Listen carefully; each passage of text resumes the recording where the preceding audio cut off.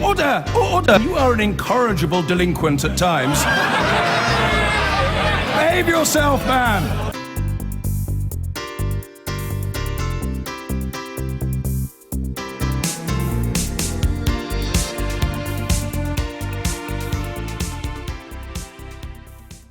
Now, earlier this week, our guest of the day, Nick Clegg, who you may by this point have realised supported the UK's membership of the EU, if you don't, you haven't been listening, gave a speech warning food prices could rise following Brexit.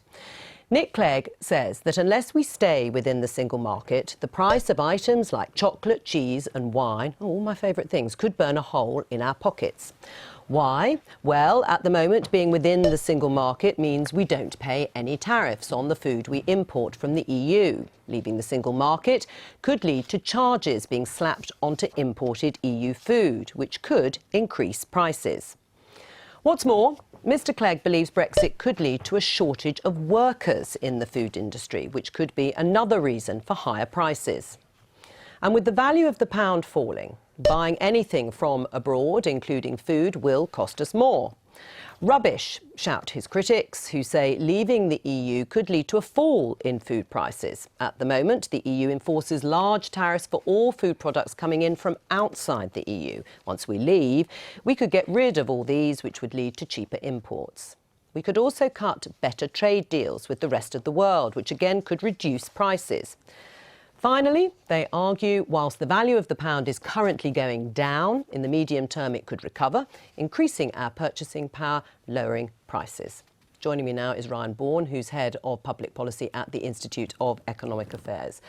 Welcome. Increased tariffs, a weak pound, rising fuel costs. Nick Clegg is right, isn't he, to warn about the rising cost of food? Well, Brexit was a long-term constitutional decision, of course, and what I would argue is that in the long term, what will determine food prices in this country are the structural factors underlying the market. And I read Nick Clegg's piece, and the key takeaway that I took from it is that food prices will be higher if we make extraordinarily bad political decisions. If we decide to adopt the EU's common external tariff, apply that to the EU as well as maintaining the current levels to the rest of the world, and if we prevent farmers from importing the labour that they need in order to sort of pick crops and things.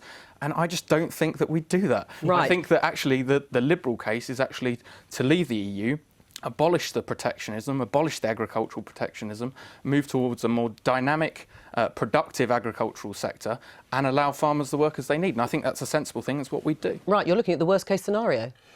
No. Well, firstly, I'm actually so happened to just taking what Liam Fox said at the WTO on the 27th of September at face value. He said, and it's very important, Ryan, if you haven't looked at the speech, he said, when the United Kingdom leaves the European Union, and so the United Kingdom becomes a self-standing member of the WTO, he said, in terms, we will keep the same, what they call in the jargon, schedule of commitments. That's all the thousands of tariffs that we presently have. So he said that. Now, and so, I mean, I'm just simply translating into numbers. But there are other decisions that could offset some of the things that Liam Fox says will happen. Well, no, it's terrifically important, this, because what he's saying is that the United Kingdom unilaterally will maintain the wall of sort of tariffs, if you like, that we multilaterally now are part of in the European Union. But also, by the way, much though I'm sure Ryan might be able to explain what he's saying as an economic model, there's no earthly way that any British government is ever going to simply withdraw tariffs on manufacturing and agricultural products. It would decimate British manufacturing and agriculture overnight. I can tell you this, no Conservative government with lots of rural seats will ever do it. And by the way, it's totally inconsistent to say we'll get rid of the tariffs unilaterally and then negotiate new trade deals with countries around the world. You'll have nothing. I didn't say that. But we'll have no negotiating capital.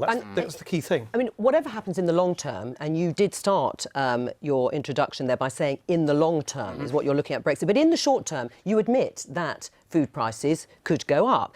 Imports will be more expensive. They'll be more expensive from the EU. There is a sort of admission that that will happen in the short term. It depends on the decisions we make, and actually it's quite interesting that we're sitting here having this discussion, because I remember quite strongly during the referendum campaign a tweet by Paddy Ashdown where he said the secret's out, we're going to get cheap food flooding the country as a result of Brexit. But look, as I sort of suggested, yes, we will become an independent member of the WTO, but there's no reason in principle why we have to maintain that current level of commitments. And although we do have to apply the same tariffs to every country around the world, EU and non-EU, as an independent member of the WTO, I think that the liberal case, the real liberal argument they should be making here is, why don't we abolish these tariffs? Right. Well, if you're a free marketeer and you believe in all these things, then you could do these things with countries outside the EU who also of course I don't dispute food. Ryan's sort of ideological case, which is that in an ideal world you have lower taxes, lower levies, tariffs on things Less that we exchange. subsidies as well. Yeah, no, absolutely. Is that not achievable?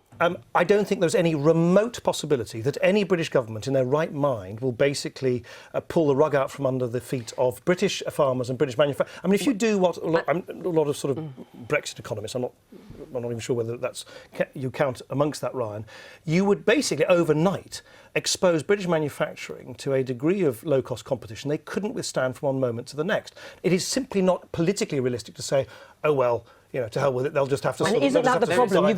You have got to look at the realpolitik here before you put forward your economic case post-Brexit, because otherwise industries will suffer, could suffer, and the consumer will pay the price. If you look at the shortages of staff, for example, if there are going to be curbs on migration, which presumably there will be, that could cause problems in the food industry in terms of employment. That could, and I've been suggesting actually openly that the British government should come out and actually guarantee, I think they have now actually guaranteed the rights of workers here, but also I think there'd be a replacement scheme to something like the Seasonal Agricultural Workers Scheme in that regard. But there is a precedent here for liberalisation of an agricultural sector.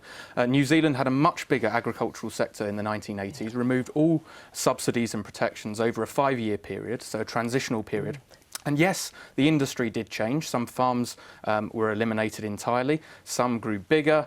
They diversified into new products. But New Zealand now is held up as a robust, productive politically, could that really sector. happen here in the UK? I mean, that's the case that's being put. Well, I think by politicians should be out there making the case for this. Right. We need to be an open, dynamic economy. I mean, there is... It really does surprise me that Liberals are making this case for protection. But can I just... the clue is about... I mean, I, unlike most people in British politics, worked as an EU trade negotiator. It is a negotiation. So you have to have some bargaining chips, which you can throw onto the table to get the best deal possible. If you unilaterally sort of disarm yourself and return and just say, well, we're going to go straight to zero tariffs on all of our protected sectors now, there's no incentive for any other country, whether it's America, China, India, all these other great trading nations, to give us any concessions, because we would have thrown away all the kind of negotiating chips right at the outset. But we will have and got rid of... That's why, oddly enough, I think Liam Fox was right to say he'll keep the EU's commitments in the first instance. But we do have to then understand what the implications of that means. All right. It does mean that prices will go up for food. Well, ultimately, it's consumers who bear the costs of these protections, of course. And if other countries